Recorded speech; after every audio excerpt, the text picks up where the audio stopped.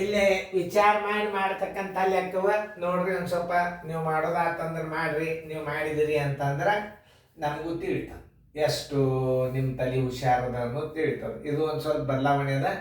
ನೀರು ಎತ್ತುವ ಪಂಪು ಗಂಟೆಗೆ 98 ಇದು ಬಿಡಿ 10 100 1000 9,86,321 ಲೀಟರ್ ನೀರನ್ನು ಹೊರಹಾಕುತ್ತದೆ. ಆ ಯಂತ್ರವು 5ನೇ 6 ದಿನದಷ್ಟು ನೀರನ್ನು ಎತ್ತಿದರೆ ಆ ಯಂತ್ರವು ಪ್ರತಿದಿನ ಅಂದರೆ 5ನೇ 6 ದಿನದಷ್ಟು ನೀರು ಎತ್ತಿದರೆ, ಅದು 5ನೇ 6 ದಿನ ಅಂದರೆ ಎಷ್ಟು ಗಂಟೆಯನ್ನು ತಕ್ಕೋರಿ. ನೀರು ಎತ್ತಿದರೆ 5 ತಿಂಗಳಿಗೆ ಹೊರ ಹಾಕಿದ ನೀರಿನ ಪ್ರಮಾಣ ಎಷ್ಟು ನೋಡ್ರಿ. ಎಲ್ಲ ವಿಚಾರ ಶಕ್ತಿ ನೋಡು, ಇದು ಎಲ್ಲ ಥಿಂಕಿಂಗ್ ಪವರ್. 5ನೇ 6 ದಿನ 6 ದಿನ ಅಂದರೆ ಎಷ್ಟು ಗಂಟೆ? 6 5 ತಿಂಗಳಂದ್ರೆ ಎಷ್ಟು ದಿನ? ಇದೆಲ್ಲ ತಕ್ಕೋಬೇಕು ನೀವು. ಅಂದರೆ ನಿಮಗೆ ನೀರು ಹೊರಗೆ ಹಾಕಿದ್ದು ಸಿಗ್ತದೆ. 5 ದಿನ ಅಂದ್ರೆ ಎಷ್ಟು ಗಂಟೆ?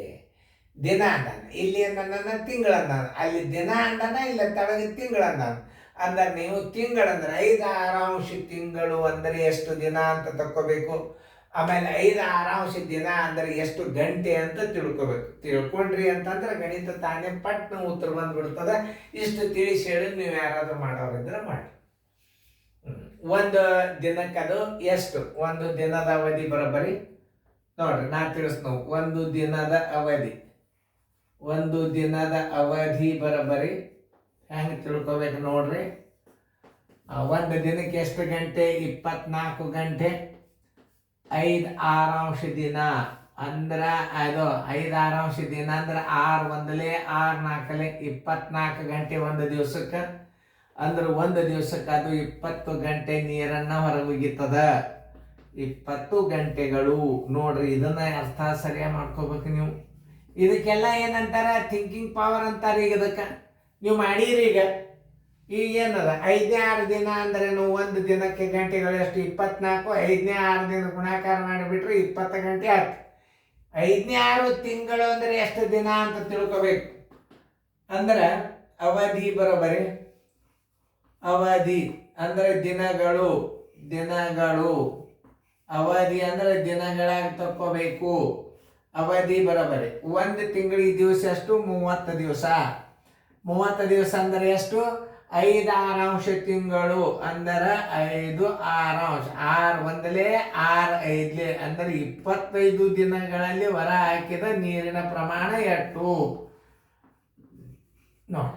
25 ದಿನಗಳು ನೋಡ್ರಿ ಎಷ್ಟು ಸರಳದ. ಈಗ 25 ಒಟ್ಟು ಗಂಟೆಗಳ ತಕ್ಕೋಬೇಕಾದ್ರೆ ಏನು ಮಾಡ್ಬೇಕು ನೀವು? 25ಕ್ಕೆ 20ಕ್ಕೆ ಗುಣಾಕಾರ ಮಾಡಬೇಕು. ಒಟ್ಟು ಗಂಟೆಗಳು. ಒಟ್ಟು ಅವಧಿ ಬರೋಬರಿ. ನೀರು ಹೊರ ಹಾಕಿದ ಒಟ್ಟು ಯಂತ್ರವು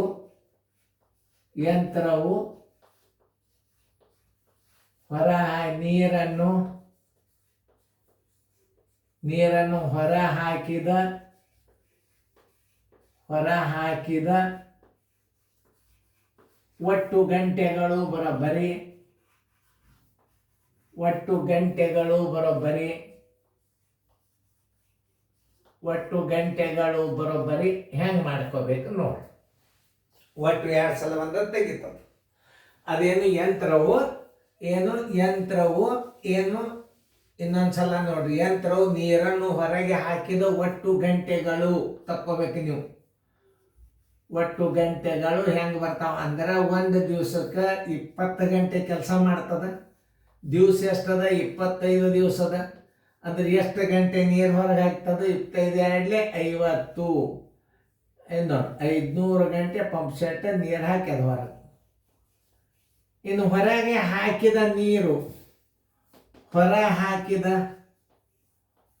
ಹೊರಗೆ ಹಾಕಿದ ನೀರಿನ ಪ್ರಮಾಣ ಬರೋಬ್ಬರಿ.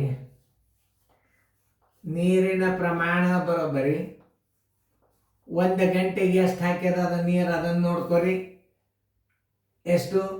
98 63 20 500 ಗಂಟೆಯಿಂದ ಗುಣಾಕಾರ ಮಾಡ್ರಿ. ಗುಂಡ್ಲೆ 500 3 ಪೂಜೆ ಆಮೇಲೆ ಹೊರಗಿಡಕ್ಕಂತಾರೆ. ಈಗ 98 63ಕ್ಕೆ 98 63 2 ಗುಂಡ್ಲೆ 5 ನೋಡಿ. 5 2 10 1 5 3 15 1 16 5 6 31 31 5 8 41 3 43 5 9 45 1 4 49 ನೋಡ್ರಿ. ಇಷ್ಟು ನೀವು ತಿಳ್ಕೊಬೇಕು ಮೊದಲು ಹೆಂಗೆ ನೋಡ್ಬೇಕು. 5 2 10 0 5 3 15 1 16 5 6 31 31 5 8 41 3 43 5 9 45 1 4 49 ಇಷ್ಟು ನೀರ 49 31 6 0 ಎಷ್ಟು ಜೀರೋ ಬಿಟ್ಟಿರಿ, ಇದನ್ನೊಂದು ಬಿಟ್ಟಿರಿ, ಇವು 2 1 2 3 ನೋಡ್ರಿ ಎಷ್ಟು ನೀರು ಹೊರಗೆ ಹಾಕ್ತು ಅನ್ನೋದು ನೀವು ತಿಳ್ಕೊರಿ. ಆನ್ಸರ್ ಉತ್ತರ ಬರೋಬ್ಬರಿ.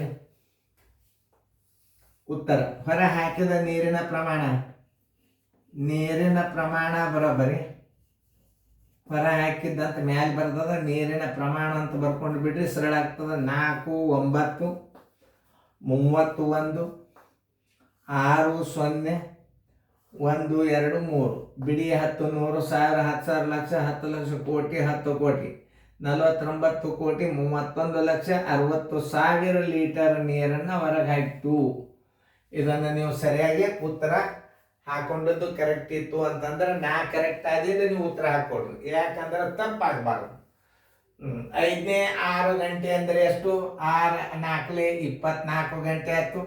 ಆಮೇಲೆ ಅವಧಿ ಬರೋಬ್ಬರಿ ಎಷ್ಟು ದಿನಗಳು? 25 ದಿನಗಳದು. 25ಕ್ಕೆ ಮತ್ತು ಒಂದು ದಿವಸಕ್ಕೆ 20 ಗಂಟೆ ನೀರು ಪಂಪ್ ಸೆಟ್ ಹೊರಗೆ 500 ಗಂಟೆ ಆಯ್ತು. ಹೊರಗೆ ಹಾಕಿದ ನೀರಿನ ಪ್ರಮಾಣ ಬರೋಬ್ಬರಿ ಒಂದು ದಿನದ ಹೊರಗೆ ಹಾಕಿದ ನೀರಿನ ಪ್ರಮಾಣ ಒಟ್ಟು ಗಂಟೆಗಳು 500. ನಾನು ಚೆಕ್ ಮಾಡಿ ನೋಡ್ತೀನಿ, ನೀವು ಇನ್ನೊಂದ್ಸಲ ಮಾಡಿ ನೋಡ್ರಿ.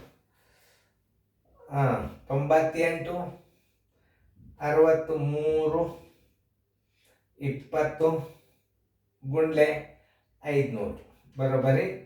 ನಾ ಬರ್ದದ್ದು 49 31 60 3 0 49